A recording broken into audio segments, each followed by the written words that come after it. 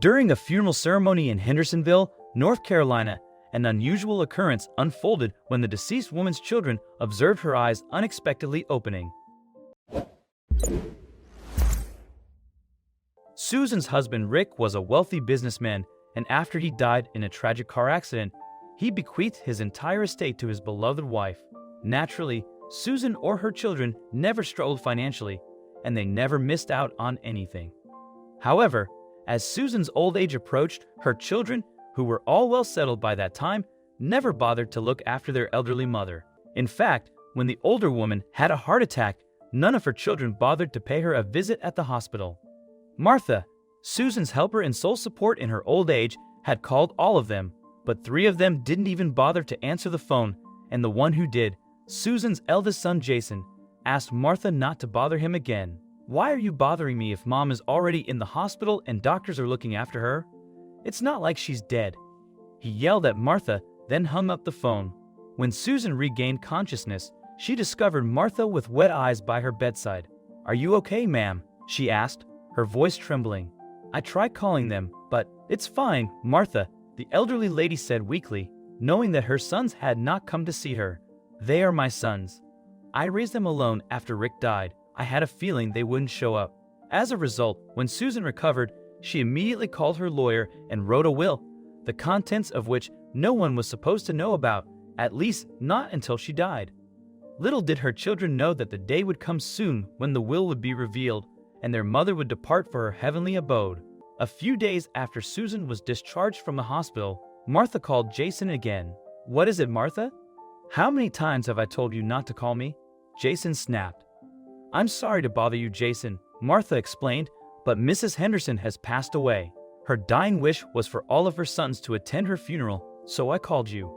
Jason didn't want to travel all the way from New York to North Carolina to attend the funeral, but then it hit him. Because her mother had died, the lawyer would read the will, and he would learn what his mother had left to him. If nothing else, it would be a lot of money, so Jason didn't argue with Martha and boarded a plane the next day to say goodbye to Susan. His 3 other brothers, Harry, Tom, and Paul, were also prompt in accepting their mother's funeral invitation, and they were all present at their mother's house the following day before the funeral began. Susan was lying inside the coffin in a beautiful black dress and diamond jewelry, and Jason stood the closest, pretending to be a dutiful son and shedding crocodile tears. Suddenly, Paul spoke up.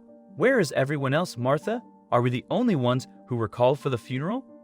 It was Mrs. Henderson's last wish that her funeral should be held privately with just the 4 of you. The priest will arrive soon, but in the meantime, I would like to ask that you all pray together for your mother's soul to rest in peace. Tom burst out laughing. "I believe her soul has already found peace. Take a look at her. Even when she's dead, she's loaded with diamonds. If I had those, I'd be more than content." "I agree with Tom," Harry added. "Do we really have to wait for the entire ceremony? Can't we just get done with it quickly?" "Well, children," Martha said, "your mother loved you a lot. The very least you can do for her is pray for her one last time and kiss her goodbye." "Look, Martha," Paul snapped back. "We just arrived here to meet with Mom's lawyer. She's no longer alive, and we're only interested in the money. So get rid of this nonsense as soon as possible, because we have a meeting with the lawyer." "All right then," Martha said in a low voice. "I'd like to request that you all visit your mother one by one and bid her farewell." "Yeah, whatever. Let's start with the eldest and get this done with," Paul suggested, instructing Jason to go first. However, as Jason approached the coffin, he noticed his mother's eyes moving.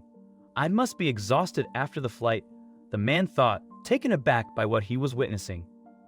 But Susan's eyes seemed to move a little more as he moved closer to the coffin, and she eventually opened her eyes. "This is not possible." Jason froze in shock and screamed at the top of his lungs. "Guys, you have to come here right now. Mom," her eyes, they're open. Perplexed by Jason's words, Paul, Harry, and Tom dashed to the coffin and discovered Susan's eyes were indeed open. "Don't be surprised, kids," Martha said as she rose from the coffin bed. "You can still go to the lawyer's office, but you'll be met with disappointment because your mother is still alive." "What the hell, Mom? Did you plan all of this with that stupid maid of yours?" Jason screamed at her. "Let me tell you, Mom, this was ridiculous.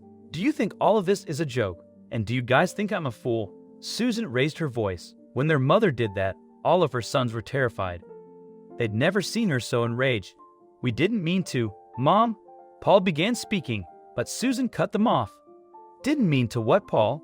After Rick died, I was left to raise all of you on my own. The only thing I wanted was for my sons to wish me a happy farewell, but here I heard them arguing about my death and when they would receive their inheritance. Do you really have no feelings for me? If you just want the money, tell me and I'll transfer it in your name." Susan almost burst into tears as she spoke. All of her sons, who had assembled only for the purpose of stealing her money, couldn't help but feel humiliated at this time. They stood silently, their heads down in shame, not saying a word as they realized how wrong they'd been. Jason, who was just 15 years old at the time of their father's death, knew how difficult it had been for their mother to care for him and his younger brothers while masking her grief at the loss of her husband. So seeing how sad their mother was as a result of what they'd done, he instantly apologized to her, and the other brothers swiftly followed suit.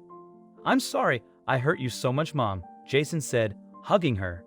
"I should not have been so mean to you. I am really sorry." "Yes, Mom," Harry added. "We don't want your money. We're sorry we hurt you so much. We will never do it again." Tom and Paul apologized to Susan too and hugged her. "We're sorry, Mom, and we'll never leave you alone again. We became so engrossed in our lives that we never bothered to care for you, and we are sorry for that," said Paul.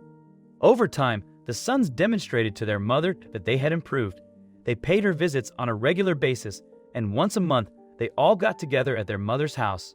Susan, who didn't get to enjoy her son's company for long because she died 5 years later from cardiac arrest, was content that her boys were with her in her final days, so she changed her will a bit later on. When the lawyers read the will after her death, the boys discovered that she left half of her estate to her caretaker Martha, who stayed by their mother's side at all times and gave the remaining half to be divided equally among her sons. She had also penned a heartfelt note for them, conveying her deep love and the happiness she had experienced in her last days. In the note, she asked them not to harbor any guilt as she had left the majority of her estate to Martha. Now, every year on the anniversary of their mother's passing, all of her sons honor her memory by visiting her grave with a bouquet of her favorite flowers. They sometimes also visit the house where Martha now resides, spending quality time with her to celebrate the bond they share.